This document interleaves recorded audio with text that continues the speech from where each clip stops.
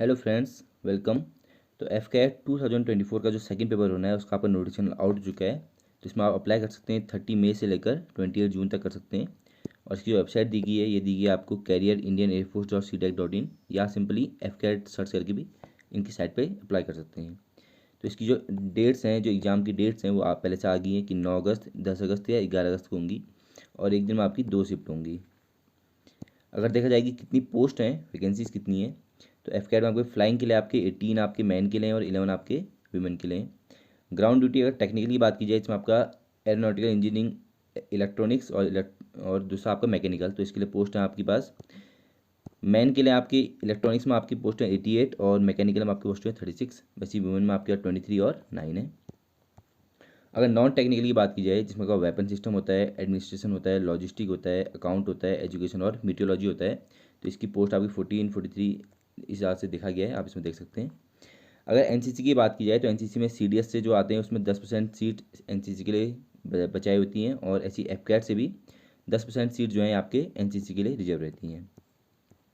अगर कमीशन की बात की जाए तो कमीशन जो होता है इसमें आपका शॉर्ट सर्विस कमीशन मिलता है, एसएससी मिलता है। मतलब आपको पेंशन नहीं मिलेगी अगर आप एसएससी में रहेंगे। यहाँ पे साफ साफ लिखा है कि SSC officers are not entitled to grant for pension, तो इसमें आपको पेंशन नहीं मिलती है। लेकिन इसमें जब आप एक बार अंदर हो जाएंगे तो इसमें आपको आगे ग्रांट फॉर परमानेंट कमीशन आपको मिल सकता है। तो इसमें कुछ क्राइटेरिया होते हैं, जैसे कि आपका वैकेंसी कितनी है, कि मेरिट के हिसाब से मिलता है आपको। अगर बात की जाए एलिजिबिलिटी के लिए, तो एलिजिबिलिटी के लिए पहले आएगी नेशनलिटी, आप इंडिया के सिटीजन होनी चाहिए। तो अगर एज की बात की जाए तो एज में आपका, अगर आपकी डेट ऑफ बर्थ क्या है 2 जुलाई 2001 से लेकर 1 जुलाई 2005 के बीच में है, तो आप फ्लाइंग ब्रांच के लिए कर सकते हैं। तो फ्लाइंग ब्रांच और ग्राउंड ड्यूटी के लिए अलग अलग होती है एज क्राइटेरिया। फ्लाइंग के लिए आपकी एज 20 से 24 ईयर्स है, जबकि ग्राउंड ड्यूटी के लिए आपकी एज 20 से 26 ईयर्स है। इसमें आपको 2 साल ज़्यादा मिलते हैं।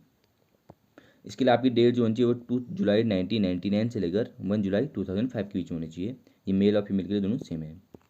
अगर मैरिड स्टेटस मतलब मैरिज, इसमें आपको मैरिज नहीं होनी चाहिए, आप क्या होनी चाहिए, अनमेरिड होनी चाहिए।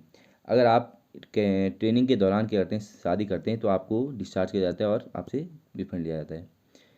इसके बाद है आपका कि एजुकेशन क्वालिफिकेशन क्या होनी चाहिए। तो फ्लाइंग ब्रांच और ग्राउंड ड्यूटी के लिए दोनों के लिए अलग अलग होती है आपकी क्वालिफिकेशन। 10+2 नंबर 12th लेवल पे मैथ्स और फिजिक्स उसमें मांगते हैं, ये नेसेसरी है। दूसरा है कि ग्रेजुएशन में क्या है, ग्रेजुएशन में अगर आपको क्या चाहिए, फ्लाइंग ब्रांच चाहिए, तो आपके पास ग्रेजुएशन होनी चाहिए मिनिमम 60% के साथ, या बीटेक होना चाहिए वो भी 60% के साथ, या दूसरा एरोनॉटिकल इंजीनियरिंग के हिसाब से होते हैं, इनको आप देख सकते हैं।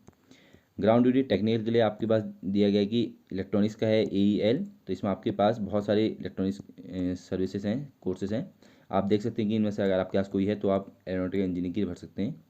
इससे आप ग्राउंड ड्यूटी टेक्निकल में जा सकते हैं। अगर आप नॉन टेक्निकल के लिए हैं तो नॉन टेक्निकल के लिए अलग अलग सिस्टम में अलग अलग क्वालिफिकेशन मांगी गई है। जैसे वेपन सिस्टम में आपके पास 10+2 में 50% होनी चाहिए, मैथ्स और फिजिक्स सब्जेक्ट होनी चाहिए, और साथ ही 3 डिग्री का बैचलर कोर्स होना चाहिए, ग्रेजुएशन होनी चाहिए, जिसमें आपके मिनिमम 60% होने चाहिए।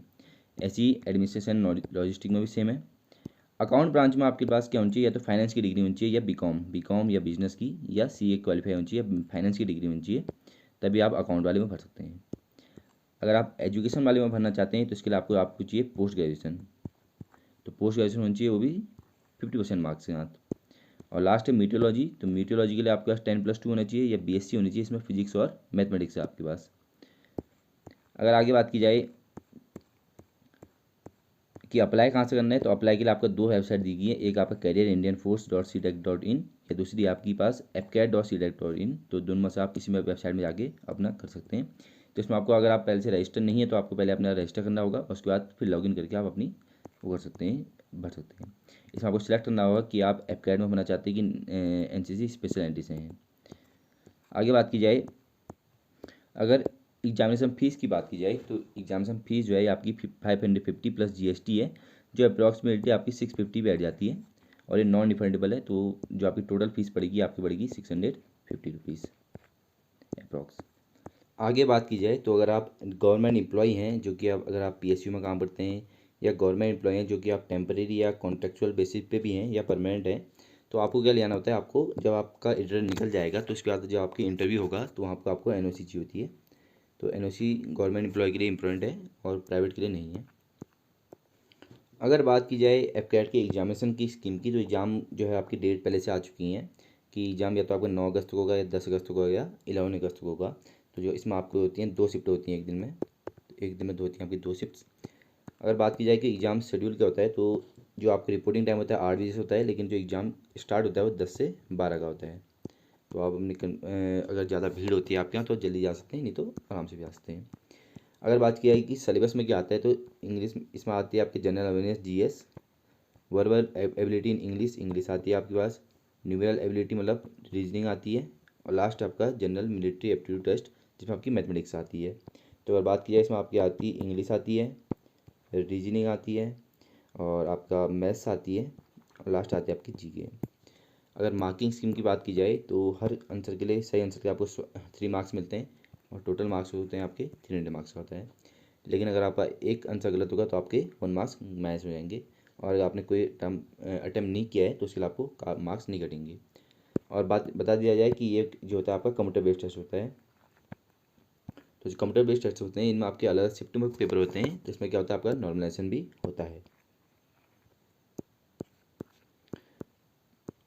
अगर सिलेबस को और देखा जाए तो सिलेबस में इंग्लिश में जो आपका जनरल सीडीएस का होता है वही आता है, लेकिन इसका जो एग्ज़ाम होता है वो सीडीएस से ईजी होता है।